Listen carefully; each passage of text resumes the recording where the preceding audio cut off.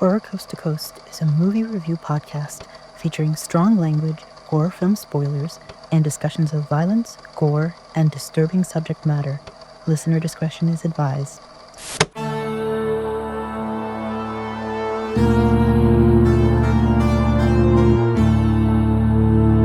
Horror Coast to Coast.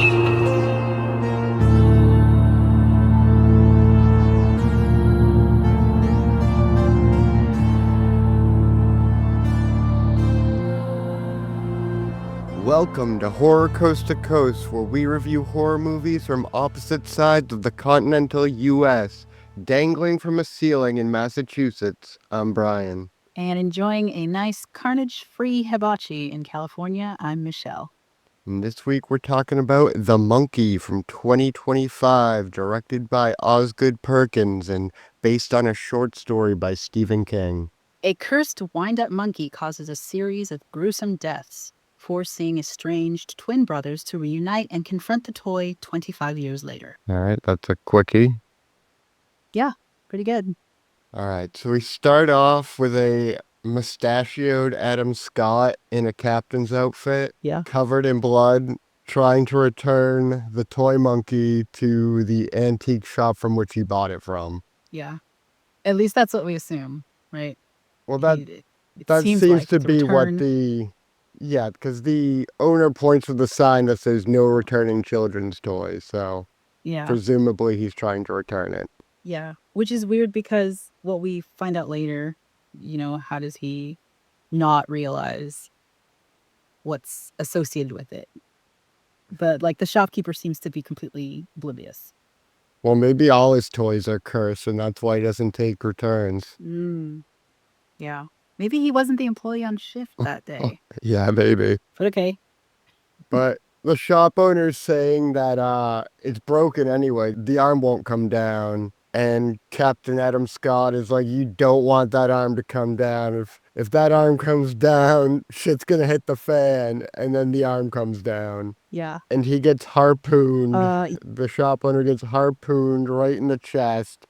And then it comes right back and disembowels him. Yeah, we get this really gross intestine pulling out of him like thread straight across the room.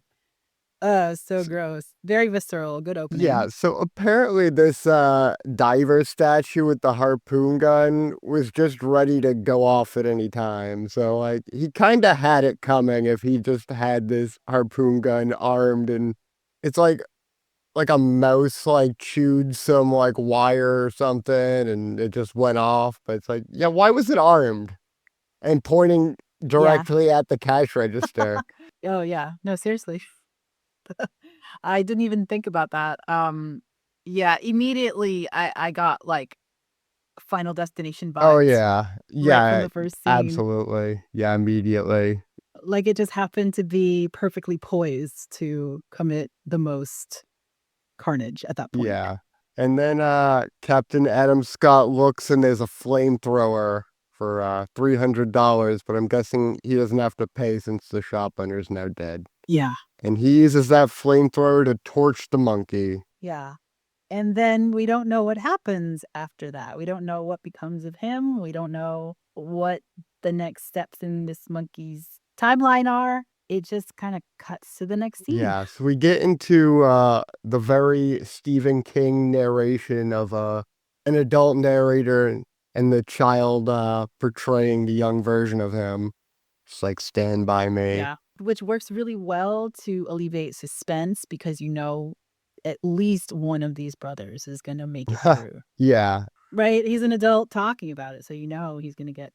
The story's not about him dying, basically. Yeah. So we're introduced to our two twin brothers, Hal and Bill. And Bill is 4 minutes older, and he takes that big brother role very seriously. And apparently he's bigger because he ate their mom's placenta. Yeah, it's a very I'm not sure if it's a real explanation. I think it's just kind of here's why he was a dick to me. Just a very basic thing that can't be proven or disproven, right? It's just, here's my rationale for why he was such an asshole. Yeah. But they are played by a single actor. Yeah, and he does a great job because they're very He distinct. does a great job. Yeah. Very different personalities, very distinct. And I think that child actor did a great job. Really impressive. Yeah. So Hal hates Bill, and he has a little fantasy moment of him dreaming about dropping his mom's bowling ball on his face and smushing it like a cantaloupe. And like they make you think maybe he does it, but then it reverts back. It's like, no, he was just thinking about it. Yeah. And then we get introduced to their babysitter, who they call Babysitter Annie every time they refer to her, and whose actual name is Annie Wilkes. Annie Wilkes, it doesn't make any sense. Yeah. I looked it up too. I was like, I don't understand, how is this part of the timeline? So, Well, um, clearly not. Brian and I are stymied. Yeah, Brian and I are stymied because Annie Wilkes is the main villain in Misery, and she meets a gruesome death here Yeah. at the age of 20 something, right? Late teens, early 20s. So this girl is way too young to be that same character. And we see her in her coffin, like she's dead. So maybe it's just an homage, maybe Yeah, I it's guess it's just an homage. an alt universe. Yeah, maybe it's an alt universe. I do not know. But yeah, she seems like she seems like she could be kind of demented actually. Yeah, no, she seems fine, right? And she takes them out to hibachi. It seems like it's really fun. It's a nice little way to spend an evening. Yeah. So earlier they went through their dad's things and found that monkey, and they bring that monkey along with them. It's sitting in the car while they're at hibachi. And then it starts to drum, and Hal basically like feels a disturbance in the force. Yeah. And the hibachi guy's doing his fancy nice stuff, and it does not look like there's any contact made, but slowly No. a red line starts appearing on Babysitter Annie's neck, and she turns her head, and it slides right off and onto the grill. Yeah. And this is the first, not the first. I think the first was the shopkeeper getting his intestines pulled out. So I guess I'll just say pretty much every death in this movie is bloody and disgusting. Yeah, Because her head rolls onto the stove and the blood drizzles out, like seeps out, and then starts to sizzle on the hot like surface. It's disgusting. yeah. Yeah, there's like a nice long shot of her head sizzling on the hibachi. Yeah. And then we cut to her funeral, and the priest, like, giving the service is like, I don't know, like 20-year-old stoner. He reminds me of Justin Yeah. Long's character in Idiocracy. Yes. Yes, absolutely. I got Justin Long from him immediately. He stumbles up to the podium. He's like, "Ah, fuck." And it's very weird. But yeah, and then they're like, "Yeah, okay, there she is. She's really dead."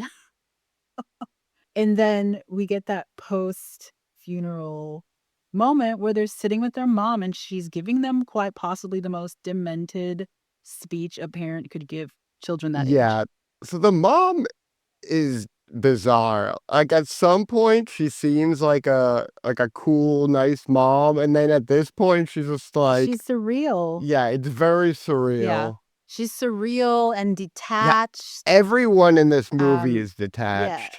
Oh, yeah, I had a whole bunch of stuff about that later on, but she's the first, I think the first exposure the kids have to, yes, people die and everyone dies, and she says it to them in the most traumatic way, and this actually hit a button for me because when I was in 3rd grade, I had a teacher break it to me. It's one of those things that I think as you get older slowly and slowly, you start to understand it and you come to your own acceptance of this thing. Okay, I don't have that experience. I have the experience of a teacher just hammering it into me. Yeah, you're going to die. Everyone's going to die, blah, blah, blah. And that fucked me up literally to this day.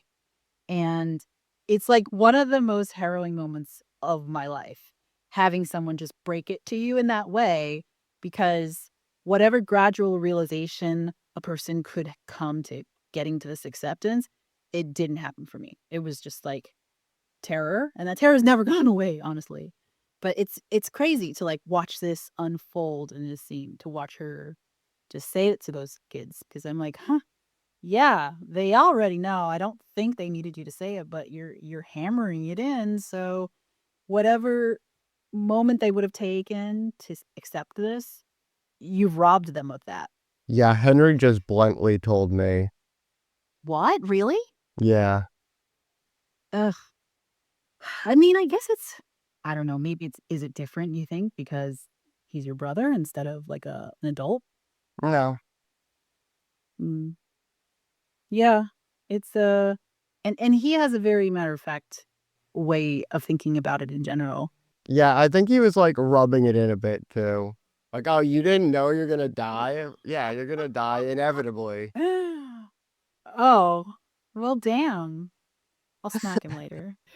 But yeah, So mom says, anyway, we're all gonna die. Let's go dancing. And Neri yeah, Rahel tells us this was the happiest day of his life, despite it being babysitter Annie's funeral. yeah, It's like, damn, your life is fucked up, man. yeah. And at some point, I don't know where it fits in, she's sitting with them in their car, and she's going over the circumstances of their dad, and essentially saying, "Oh, he just up and fucking left me, and now I have to take care of the two of you." And it creates this sense of resentment, and you can't really tell, it does she really feel resentful? Maybe it's an accurate portrayal of a parent where sometimes there's resentment and sometimes there's not, or who knows, but that particular moment, you can really feel the resentment of not only having been left, but having been left to take care of 2 kids. Pretty intense moment, actually. Yeah, so that's all we find out about their dad, right? Yeah, he never comes back, and he never they hear nothing else of him, and then we don't So he could know. have just died. He could have. I mean, the monkey might have just killed him and they didn't find him. Yeah, maybe. Or he successfully burned it to bits, buried it, and then disappeared, and then it resurfaced later. Who knows? Or it appeared right in his thing. So it seems like it seems like it was at least implied that's where he left Yeah. it. Okay. But at school, Hal's getting bullied by a whole bunch of girls. And they tell him that his mom wears the pants, so he can't wear pants. So they take his pants. And then Bill's teasing him about the monkey, and he's saying like, "Oh, you can have the monkey, but you gotta say you want to marry it." Yeah. I think the whole first part of the movie sets up this strange tone, and it continues to kind of hammer Yes, the strangeness of everything that's going on. It felt to me kind of like Ti Tim Burton-y, but maybe a little more sophisticated and nuanced than that. I was thinking Wes But Anderson. The yeah. way it kind of feels like it's like, are these characters making fun of me? Are they fucking with me? Yeah. Like, I don't know what's going on, and Yeah. that's how Wes Anderson characters always Yeah, feel. it kinda reminded me of that movie Dust Bunny. It had kind of a similar tone, even though I don't think Dust Bunny was nearly as absurd as this. At least the characters weren't nearly as absurd, the situation that certainly was. Yeah. But, it feels very much like their responses are disproportionate to what's going on in each of these scenes. Like, Yeah, yeah, everyone is behaving really strangely, yeah. and There's no yeah. explanation for why Bill is such an asshole, but there's equally no explanation for why Hal allows himself to be pushed around. There's never a moment where he's like, I would stand up, but I'm just too afraid. You don't even get the impression that he's afraid. You get the impression that he's almost apathetic to standing up to his brother, or he doesn't take it seriously. I don't know. But then he also has this moment where he's like, I hate him. I want him dead. So it's like, can't really get a grasp on him and how much he really has concern about what's going on to himself. I think that's, like, pretty common both in real life and depicted in movies. It's like the kid who just doesn't feel like they can fight back, who's totally resigned, especially when they have, like, either a perpetual bully or their sibling is the bully. Hmm. Like, you see that a lot. Okay. All right. And then, so later on, after he gets him to say that he wants to marry this monkey and he wants its banana or whatever, Bill then gets together with these girls that were bullying him. Yeah, and they just, like, cover him in banana. He comes and his mom's like, "I made something." He's like, "I don't fucking want it." Yeah. And then he goes to his room and he basically turns the key and wishes Bill dead. But then when Bill gets home, he's not the one who dies because his mom starts, like, first, blood starts dripping out her ear, and she, Yeah. like, turns around and it's, like, dripping out her eye and, like, squirting, and Yeah. The most visceral aneurysm, like, ever. It's crazy too because most aneurysms are, like, an internal thing. yeah, like, you see absolutely You see nothing, you just absolutely fall nothing, but down. this was like an ab like a I don't know, there was actually a word for it that they used in the film. It was some kinda like a specific kind of They aneurysm. called it a boomerang aneurysm, Oh, and they found a boomerang earlier when they found the monkey, so I don't know, like, that felt like a callback because okay. there was a boomerang and it's a boomerang aneurysm, but I think a boomerang aneurysm is what happens when your blood becomes too congested. Huh. That's why it squirts out. Huh. Okay. Remember blood congestion? Oh. Yeah. Yeah, I don't know if that's a real medical condition, but yeah, aneurysm in It's general. not. What, a boomerang It's absolutely made up. okay, I don't know why. I feel like he has something going on with the boomerang. I don't know okay, what it is, okay. Well, but yeah, it's totally made up.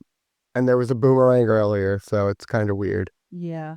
So, mom has an aneurysm, and we are led to believe it's the monkey's fault. But it's really hard at this point, I think, to kind of feel the connection because we don't know the rules yet. So we just sort of we're still like going along with it because at this Well, point. we know every time it starts banging the drum, someone dies in a very strange way. Right, but we don't know about the turning the key aspect. We don't know that because when the babysitter dies, no one's turned the key. When the guy at the pawn shop dies, no one's turned the key. The monkey is just sort of doing whatever it wants.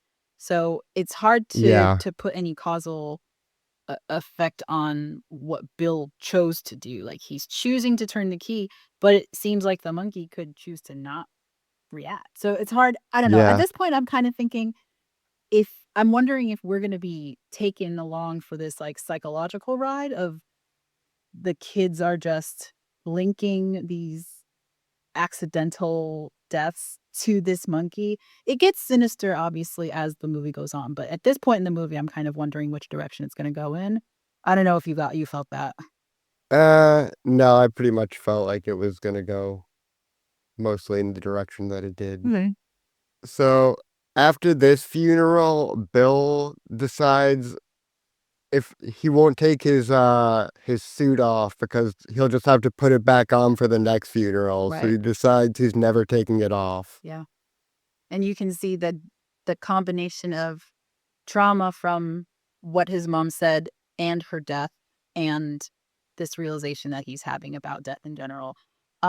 But I have to say here, I think that that moment where he's in the church and he's looking at the mom's body, he starts talking to her and saying, it's a joke, wake up, wake up. It's supposed to be this like touching, he's a child who's lost his parent kind of moment. But the problem is it comes piggybacked on how cruel he's been this whole time. And so his grief Yeah. feels hollow to me, and I don't feel that sympathetic, that much sympathy for him. And I also wonder, why is it that Bill is the one who's presented as being this upset? It's also Hal's mom. So there's no response from Yeah. Hal in this situation, which kind of continues this like disproportionate response theme. Um eh, so at this point I'm like, what the hell's going on in this movie? It is so absurd, but Yeah. I feel like Bill's kind of having like his Joker moment. Like, he's like snapping. yeah. And that's why, like, even though he's not been portrayed as sympathetic, this scene is more showing how psychologically fragile he is. Yeah.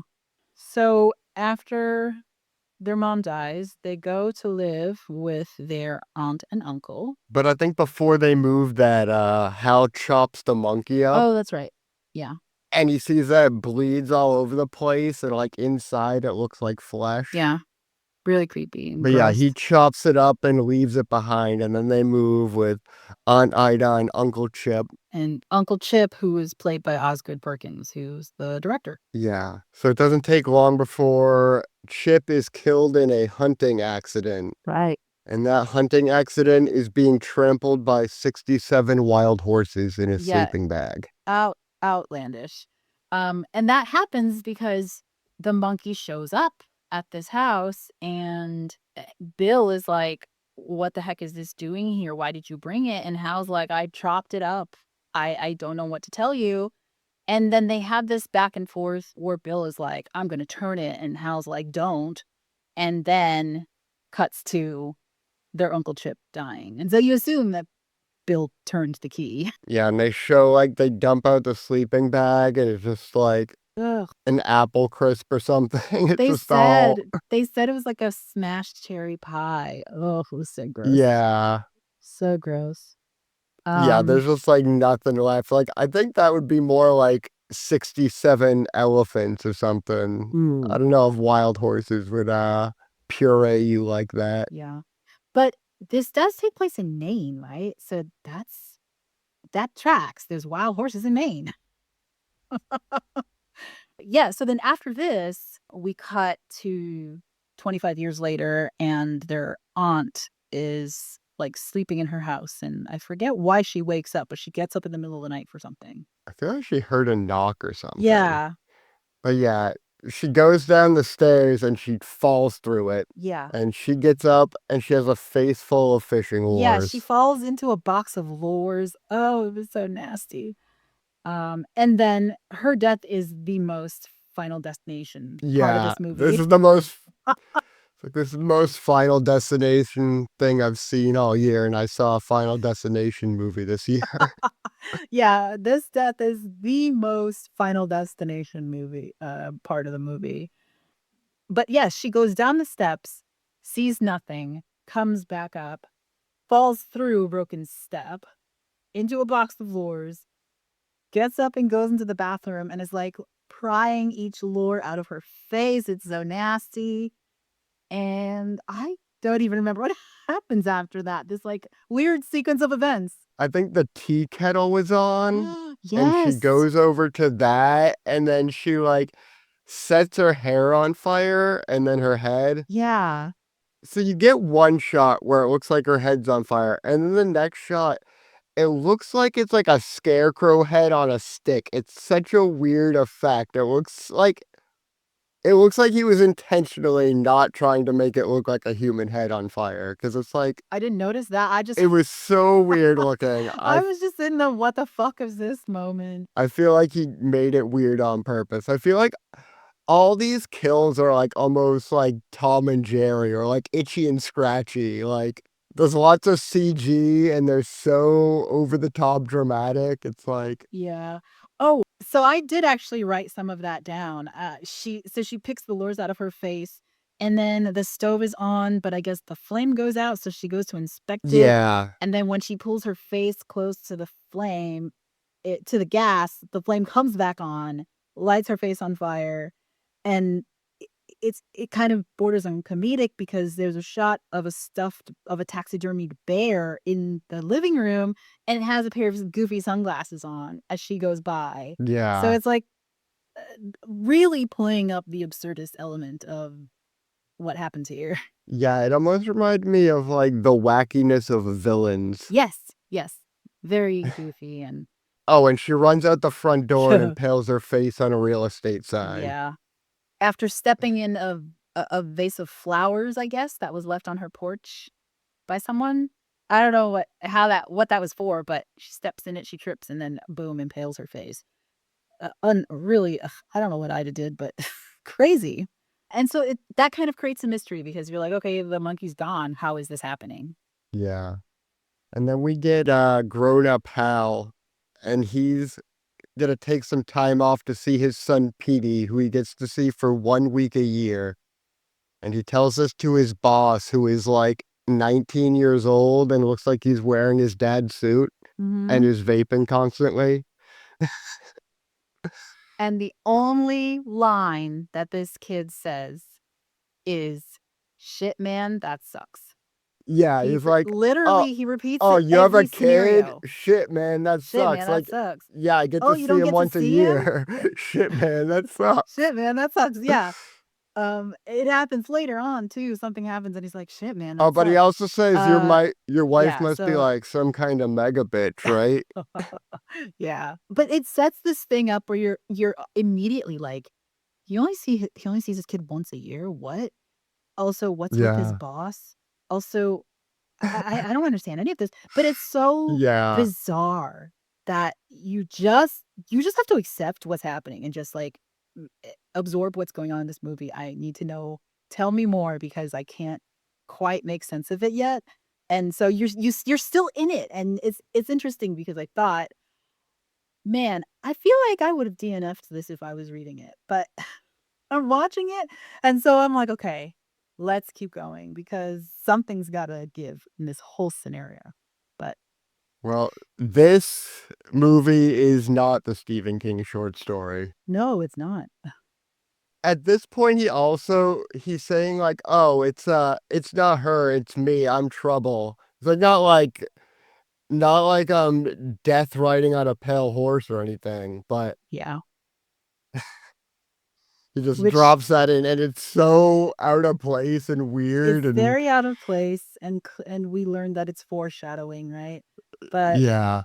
it's just all of this is so bizarre. Then he goes to this massive house where his wife lives with her new husband, who is Elijah Wood, and I swear to you, Oh my he god. is first of all, he's still bae, I fucking love him. Second of all, he he is perfect for oh, these dipshit, like, surrealist, bizarre, absurd roles. Did you ever see him in the movie, the show about his dog? I can't Wilbur. Oh, Did you ever see him in Wilfred. Wilbur? Wilfred, Wilfred. yes. Yes, and it's amazing. Yeah, and then there was Yeah, another one, Come to Daddy. yup. He's That so was good in great. those fucking roles, it's so He really funny. is. He's amazing. I love him. And Um, this role is so fucking stupid. really is. It is. It kind of reminds me of, the Santa Claus. Do you know, like, the wife leaves Tim Allen and she marries, Judge Reinhold, and he is that character, like, I'm an expert in child psychology, so I know what I'm talking about, and you're not he's not a good influence on the kid, and it's that exact scenario where he's like, "Hmm, maybe we should think about limiting the time he spends with him. I want to adopt him, so maybe" there's actually a whole, like, child custody issue in that movie, but it's this same conversation where the new guy has some insight into how the kid's mind works that the dad doesn't. Okay. It's been a long time, but I don't think it's the same conversation because I don't think Judge Reinhold says, "I stole your power." Yes, no.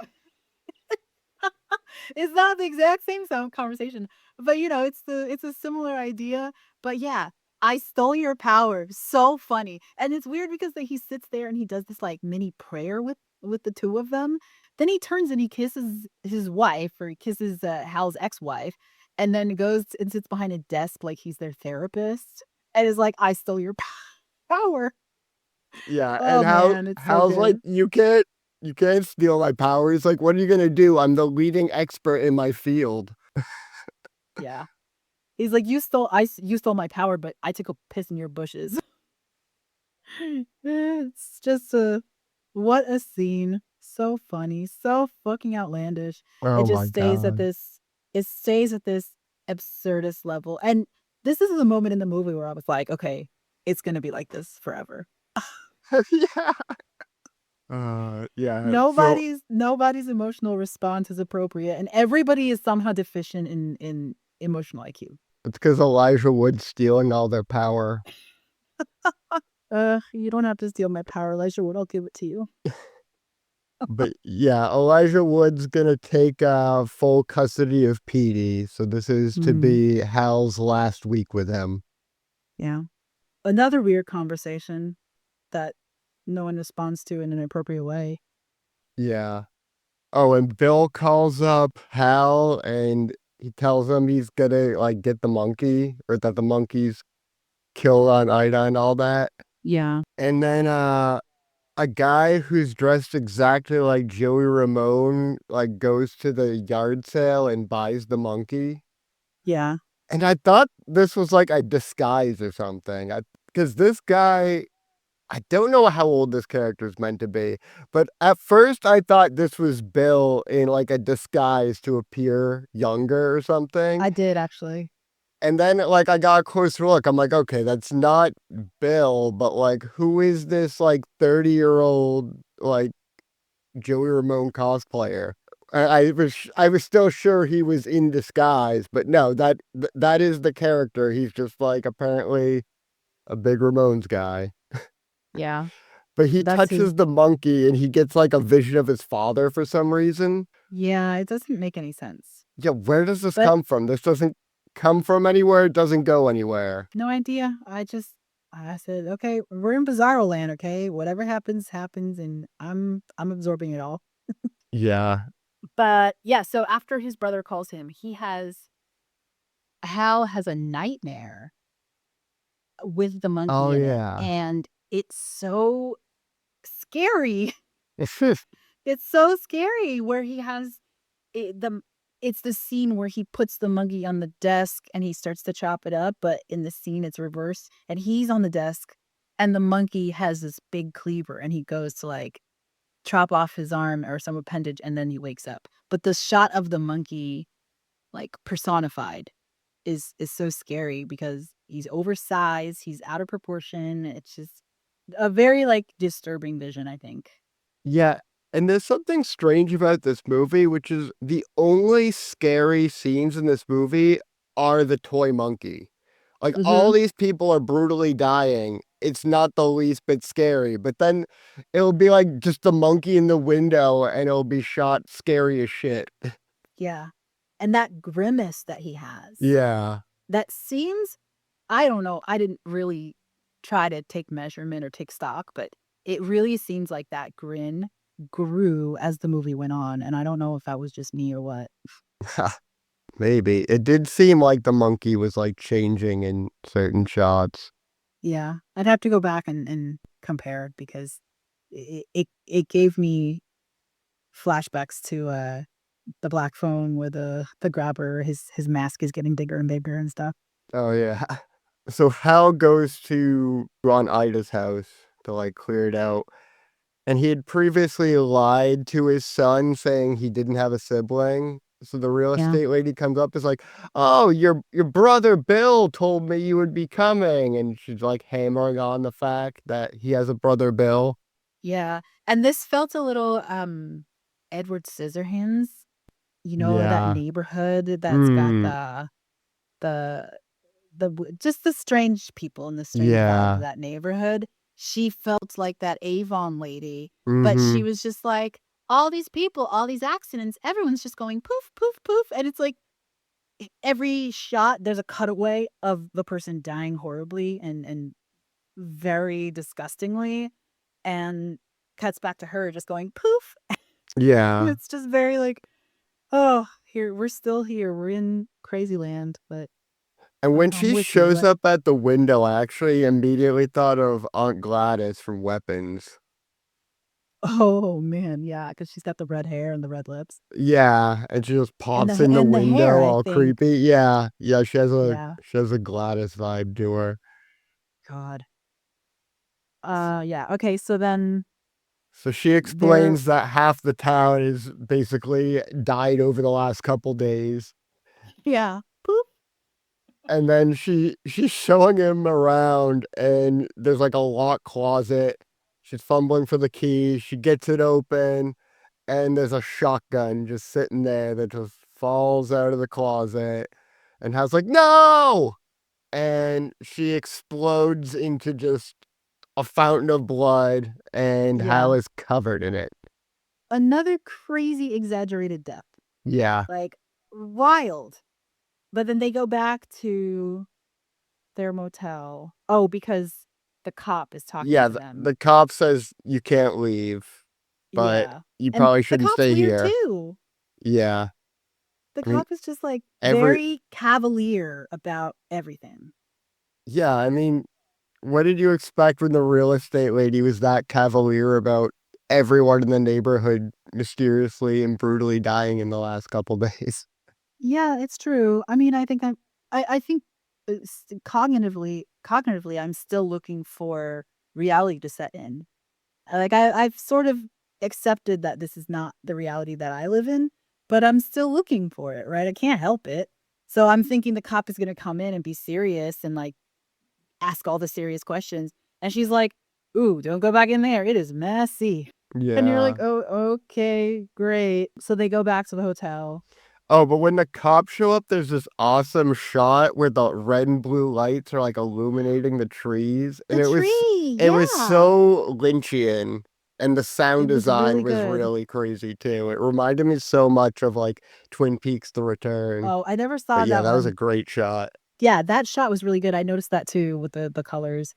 So they go back to the hotel, and Bill calls him again, and I don't remember Yeah. why he has this conversation, but he calls him, and the kid's in the room, so he steps outside. Yeah. He tells Bill he can't leave, and then he says, "Wait for my signal," and Hal's like, "Wait, are you in town?" And he hangs up on him.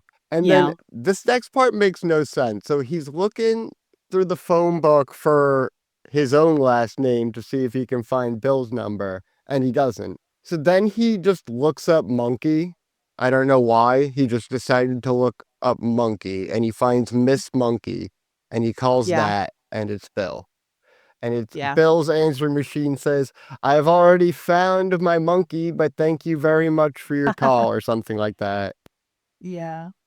Um, yeah, and then after he hangs up the phone, a random AC, like, slides off of a roof, Yeah. falls into the pool where another motel resident is about to dive in, and at the moment she dives in, the water's electrocuted, and she, poof, explodes. Yeah. So she explodes into like red mist and then one mannequin leg. And the leg flies at Hal. It's like it reminded me Yeah. of like the Frankenhooker limbs. Oh, yeah, that's funny. Yeah, she just th and at this point, I'm like, I don't get how these accidents are just happening. I mean, we learn later on why, but at this point, I'm just like, why are all these people just dying? And Bill thinks it's because of him, which I can see why he thinks that now, but why did he think that for the last 25 years? Like, why did he believe it so strongly that he thought it was in his kid's best interest to see him as little as possible? Because people haven't been dying for the last 25 years, right? Yeah, I didn't really get that either because he knows it's connected to the monkey. So like it's not like he had the monkey and he was going away with the monkey to keep it away from his kid. Yeah. And if their father just disappeared because of the whole monkey situation, he also left the monkey with them. So like if he didn't die, then he's pretty much a dickhead. Yeah. I don't know. Yeah, his reasoning doesn't make any sense. But so this lady explodes into mist and then he runs back into the hotel room and he wakes up his kid and says, "We got to make like eggs and scramble." Oh my Which is god, the that dumbest line ever, but it somehow made sense cuz he was such a strange character. Like it's so yeah, weird that it it felt felt like like a a dad stupid joke. Stephen King line too. Oh, really? Yeah, sometimes he just has, like, ridiculous lines like that, and there's a bunch of lines in Okay. this movie that were making me think, like, "Is this one from the book?" But the book isn't, like, funny at all, so he Okay. pretty much made all that up. Yeah. Yeah, we gotta make, like, eggs and scramble. It was just crazy. And then we get Bill narrating, which is really confusing when you've had a guy who sounds exactly like him narrating the whole movie up until now. And it's But the same actor, so it's his yeah. voice. And he explains basically that he's been obsessed with the monkey. He went down into the well to get it and it wasn't there. but there's like a message and a key, and he's been waiting for it. And he sent Joey Ramone to go get that monkey for him. And also, Yeah. there's a It shot of him in his suit that he never took off, and it's like a kid suit. And it's really funny that it's like, oh, he well, really didn't take it off. no, he says that he prepared because he knew there were gonna be more funerals, and so there's a shot of him sewing it, and you think he's Oh, okay. tailoring it to Yeah. fit him in his adulthood, but I guess he's not because it looks bizarre. It looks so Yeah. dumb on him, like, it's obviously a child's suit. It's weird. So I don't know what that whole scene was with him saying, "I was preparing because I knew there'd be more funerals, so I was getting my suit ready," and he did nothing. And I thought that was gonna be like kind of his supervillain costume, but then we see him in a bunch of other costumes throughout his little Yeah. flashback. So it's like I thought he was gonna like always be wearing the little tiny suit, but he wasn't. But also in that flashback, he says that he figured out that Hal is the one who turns the key and caused their mom to die. Yeah, so I don't understand how anyone in this movie figures things out. I don't know how he figured out that Hal turned the key or that that's how that works. Like he just Yeah. intuited the mechanics of this monkey and figured out that his brother turned the key. But he Yeah. hasn't yet figured out that Hal was trying to kill Bill, right? Because he won't figure that out until the end. No, he has figured that out. He says that he did it to kill he says it like, "I figured out that you were trying to kill me, but you don't get to Yeah, but he actually says that at the end. No, I he does say it at the end, but I think that's a realization he had, and he was just saying, "Look, I've known this whole time," just admitting. Because he says, like, "I knew right away that he's the one who turned the key," but why else would he turn the key? He obviously didn't try to kill the mom. I don't think Bill thought for 1 second that he did it intentionally, just that he did it. Well, So, at the I don't end, the know. fact that the monkey doesn't take requests feels like it's a revelation to Bill. Like, after he's N killed no, hundreds of people, he's like, "Well, it doesn't take requests. I know that no, now." I think he realizes that. I think he's realized that the whole time. He's just trying different things, and then he's like, "Oh, well, if if his son does it, maybe it'll listen to because the son doesn't want him dead, maybe it'll work some kind of reverse psychology thing," and I don't know. He's trying everything to try to get revenge on his brother, but I think we learn he is the one who has just been turning this key over and over and over again, and that's why everyone is dying randomly. That's what kills the Yeah. aunt, that's what kills all the neighbors, because he keeps turning the key in an effort to get his brother. But I don't know, I think he came to the realization that he doesn't get to choose. Maybe he's hoping eventually it'll land on his brother, you throw enough darts, right? Just kill But him he's willing yourself. I kind of wondered that. Is it worth it doing it this way, or is it just easier to just kill him yourself? Because obviously, there's no guilt associated with it if you are just randomly risking anyone dying in an effort to try to target your brother. You know you're killing people, so it doesn't bother you. Why don't you just pick up a knife and go stab him to sleep? You're clearly capable of it. Yeah. But at this point, Joey Ramone's banging on their hotel room door and he's like, Mm, "It's the cops, open up." He's clearly not a cop, but the way that Hal yeah. reacts is like, "Oh, okay." And he opens it Yeah. up, and then the both get taken hostage, him and his son. Yeah. Yeah, and he drives them to this location. I couldn't grasp what it actually was. It was some kind of warehouse. It's Bill's supervillain lair. Yeah, it is, but I couldn't tell if it was a warehouse or if it was it's obviously not a house, but it's his Yeah, lair, sure. yeah, it seems to be like a warehouse that's rigged with booby traps and also just has a bunch of like CRT TVs for no reason, Yeah. except for like vibes. Yeah, it definitely gave it supervillain vibes. But Joey Ramone has brought the two of them there because Bill has asked him to. And at the same time, he wants the monkey, and so he tells the kid to go in there and take the monkey. Yeah, he's obsessed with this monkey because it made him have a vision of his dad. I don't understand this plot line like at all. The vision doesn't tie into anything, and then it's just like It's basically a generic motivation for this character who has no other traits. Yeah. But yeah, he's obsessed with this monkey and he really wants it back for reasons. And he sends Petey in there because he thinks Petey can, I guess he thinks Petey has a better shot at getting At getting charity from his uncle than his yeah. brother, who he hates. So Petey goes in there, and Bill basically does get him to turn the key because Petey's like oblivious to what's been going on, and he's like, "Okay, I guess I'll turn it." Like Bill's coaxing him into it. He doesn't tell him what it does or anything. He doesn't know what it does, but he turns it. And that causes Joey Ramone there to misfire his pistol and like knock a beehive onto the car, and then the bees attack him in what looks like effects from the mummy, like one of Emotep's Yeah. plagues. They just like funnel Ye into his face. Yes, in a very coordinated attack. Yeah, they're like liquid bees, just Yeah. going straight into his face, and like his face turns into weird CGI and like melts. Yeah. Also gross, though, still gross, especially when the bees start to come out of little holes in his face, like, Yeah, it was definitely the disgusting. mummy vibes though. Yeah. But then at this point, Hal is free from his captor and he runs inside to try to rescue his son. And Bill is outraged that he got the son to turn it and it still didn't kill Hal. Yeah. So he grabs the monkey and it looks like he's trying to force it to bang the drum. Yeah.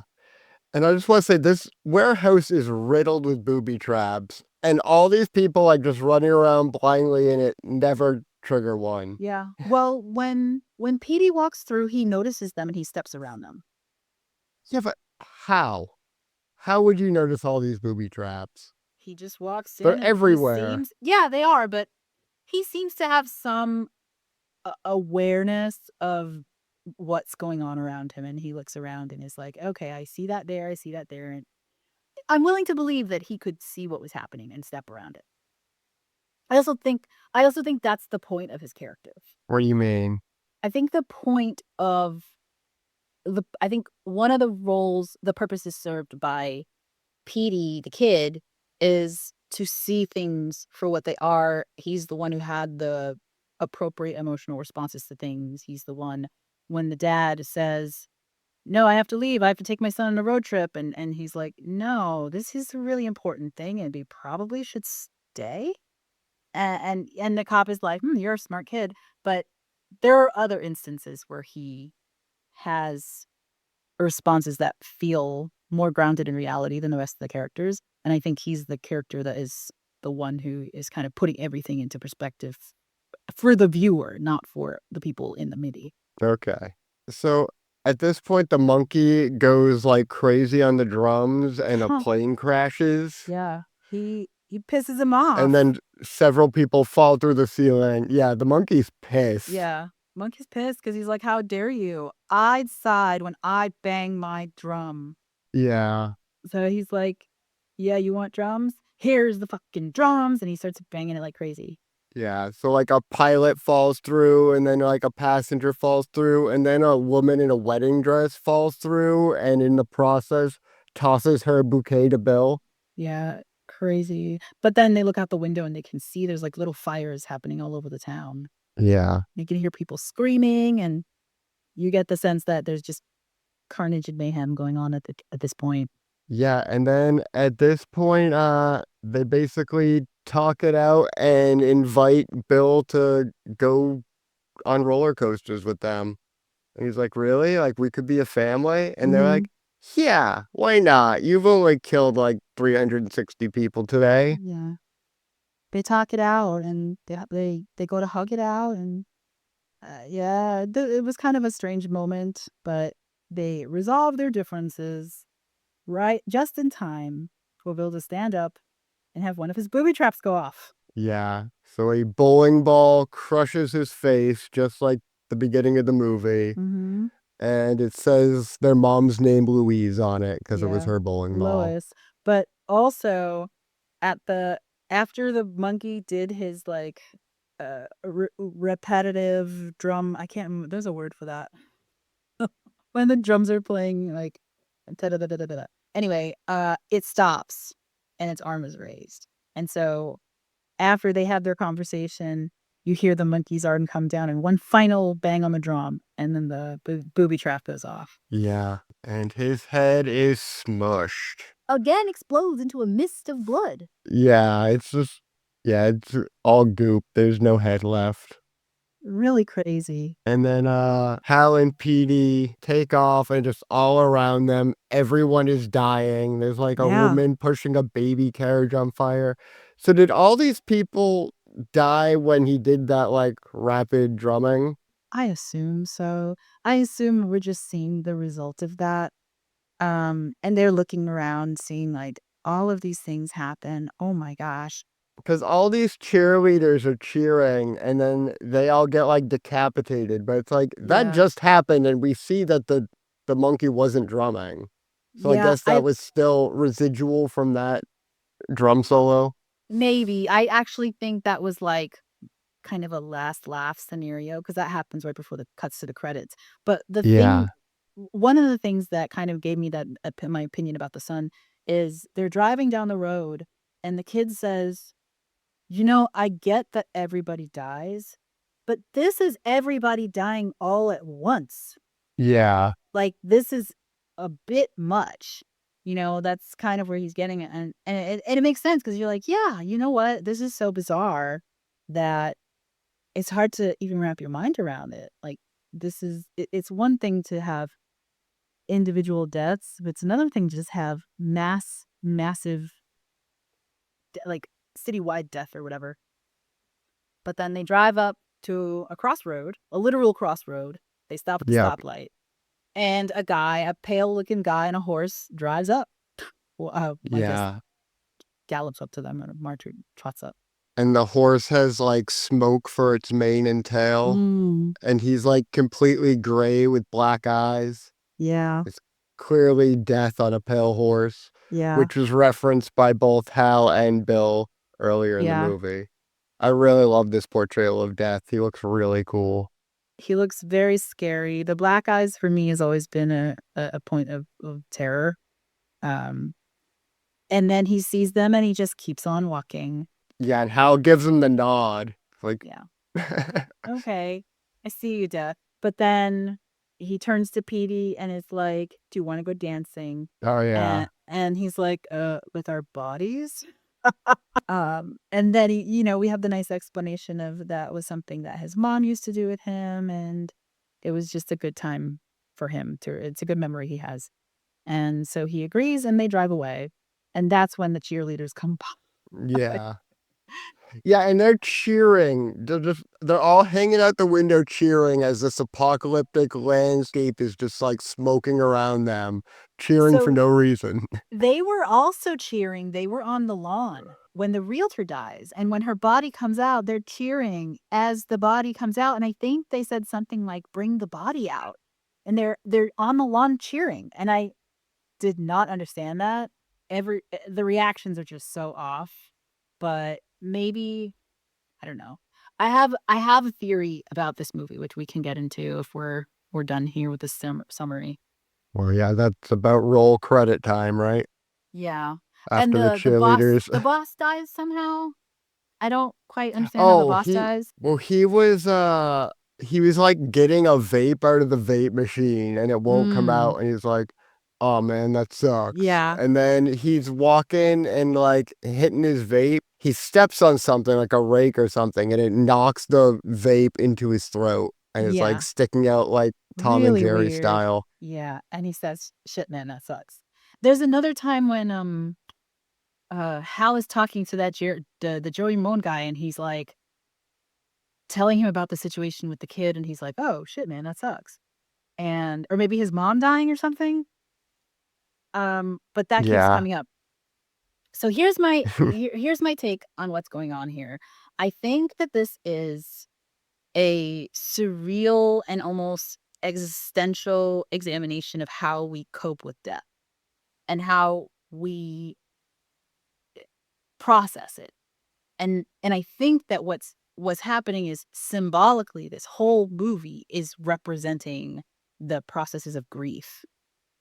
And you can see each of those processes represented in different characters and in different times of the movie. But there are a couple of things that stood out to me. Like that phrase that keeps happening, shit man, that sucks. That's like I think that's a very expected reaction to hearing the news of someone's death. Like, ah shit, that sucks. And it's a Mhm. thing that people say, people have that feeling. And so I think that that's one part of the theme that is repeated, that's supposed to be calling back to how we respond, like, verbally. Um, but then the detachment, like, all the characters being detached, all the characters having, like, a disproportionate reaction to things, the fixation on, like, everyone's dying, also having survivor's guilt, right? Because Hal seems to have some kind of survivor's guilt, and it's not explained, but I think that's the point. The point is that survivor's guilt can be irrational. It can just be because you feel guilty and there's no explanation for it. And then you have Bill who's angry, and there's no explanation for him being angry, except that it's a stage. Um, and then I think that's where the cheerleaders come in, where you get the people who have, like, the actual nervous reactions, like laughing at a funeral and things like that. And then I think in the end, especially with the mom already laying the foundation for you have no choice. You just have to accept it and decide to live your life. And that's the lesson I think she gives him, but he doesn't kind of internalize it until the very end. And he looks death in the face, literally, and says, "Okay, let's go dancing. I've just decided that the only thing to do from here on out is to just live." Yeah. So I guess this was a very personal topic for Osgood Perkins because both of his parents died. He said, like, the way he put it was both of them died in crazy headline making ways. Mm, Because his dad, Anthony Perkins, who was gay, died of AIDS. okay. And do you know how his mom died? No. She was on one of the planes on 9/11. Oh, yikes. Okay. So So he was like making this from the perspective of like, yeah, everyone has to die, but does it have to be like this crazy all at once? Like that's Mm, kind of Oz yeah. speaking personally is like, yeah, that was kind of fucked up. And I'm like, I'm sure he has others in his life besides his parents too. But yeah, I read that quote from him and that put a lot of it into perspective. Okay. I didn't read anything. Um, I didn't know anything about the the story about his parents, but it it really stuck out to me how emotionally detached everything was, and because of that, I started to really think about it and pay attention to it. And then the stuff with the mom talking about death and then my own experiences with that is really what made me think about, like, I think that this movie is really an examination of how we cope with death. I guess it's kind of nice to have validation since you read that. Yeah, so this adaptation was like floating around. Like I guess Frank Darabont was set to do it at some point, and it was a much Okay. more serious and faithful to the short story script. And he's like, I took creative liberties like a motherfucker, and this is Yeah. basically like this is Osgood's story more than it deals with the same names and the same magic monkey basically, but so the monkey in this drums, right? And the one in the Yes. book is a cymbal monkey. Apparently, they didn't use the cymbal monkey because they were scared of being sued by Disney, who uses that in Toy Story, which is Oh, insane because the toy itself is 90 years old. And yeah, this short story is from 1980. that seems very, I Yeah, mean, I it hate seems like a Disney. Disney Like it seems like a Disney thing to do, absolutely. you can't even Um, like breathe without Mickey Mouse knocking on your door. yeah, uh, interesting. Oh, man. I really liked this. I thought this was one of the better Stephen King adaptations, even though it sounds like it's very far off from the source material. I I did not see as much of the Stephen King influence, I think, as you did, because I just thought of it as, like, its own thing, and I think sometimes when I watch movies that are Stephen King adaptations, whenever I see something that's a little, um, I don't know, it feels like I feel like such an asshole saying this, but when I see something that's a little, like, more pedestrian and, like, less sophisticated, that's when I'm reminded that it's a Stephen King adaptation, and I didn't see any of that here. So that's why I think, like, this is a really elevated adaptation, and I like it a lot. Yeah, he definitely took it in a different direction. Yeah. And it's cool to see someone take an idea that seems like it doesn't h that this seems like the substance of it has maybe been fully explored in the story itself, but then take it and turn it into something completely different. And I'm just assuming that the short story is stripped down to a guy finding, this monkey and hiding it away and trying to like a Jumanji kind of like trying to hide the game, and nobody should play this game, and I'm assuming I'd never read the story that it's just basic. It's the basic version of this, and Yeah. then all the elements of absurdism and surrealism is what, the director did. Yeah, definitely all the absurdism and, like, the black comedy and all that is Mhm. completely, added for the movie. It's kinda like the original story, it's kinda just like, the classic monkey's paw Yeah, story that's in, like, every anthology. It's like, well, monkey's paw, how about just a toy monkey? And yeah, like, you still kinda get a wish being corrupted. yeah. I feel like Stephen King was kinda playing off the whole monkey's paw thing, and then Osgood definitely made it a more personal and, different story on top of that structure. And to be fair to Stephen King, that is a really good interpretation. I think that in and of itself is a sophisticated interpretation of the monkey's paw because the idea is that you get the wishes, and when you think about it in that way, you feel like the person holding the monkey's paw has the power, but then you don't realize that the paw itself can misinterpret things and can corrupt things. And there's no difference between that and a monkey with a symbol that randomly claps, and the target of its carnage and terror is arbitrary.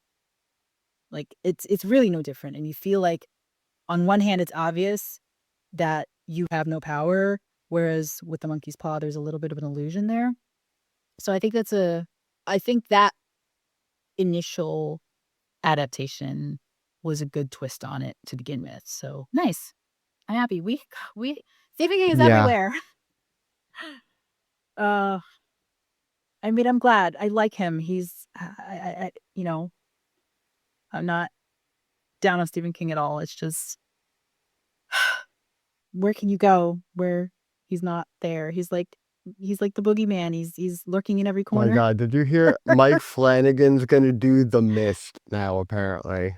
Ooh, that might be good though. I Yeah, but like Mike why is he Flanagan. always doing the ones that are already been done and done well? Like, he's doing Carrie and The Mist. Do ones Mm, that either haven't been done well or haven't been done.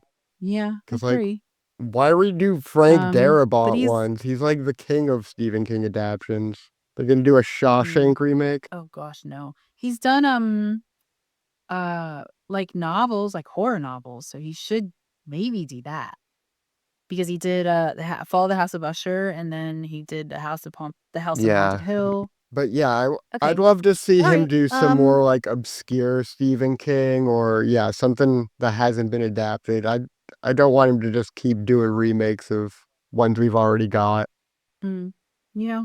Okay, so any last comments about this? No, I think that'll do it. Okay, so if, there are no more comments, why don't you go first with the rating? Okay, I'm gonna give this a 3.5. I think, the humor was very hit or miss to me. Some parts were extremely funny, like Elijah Wood's part, and in other parts, like the priest was just like Mm, facepalm. So I thought there was a yeah, lot good. I loved that portrayal of death.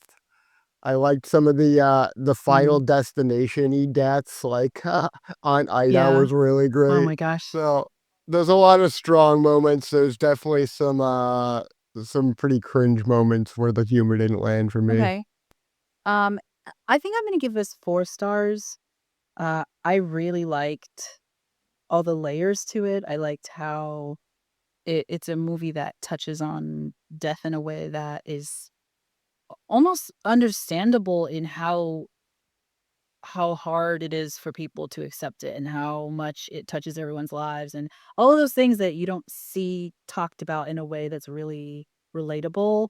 Um, I think a lot of movies that talk about death tend to just lean into the sadness or lean into the grief and this really looked at all facets of it and I really liked that. And also going back to the priest, I was going to say that I liked that portrayal because it's almost a comment on how the the religious aspect of death is not gonna be the thing that helps you accept it, and those figures are almost comical if you think about it, right? Because what comfort can they offer?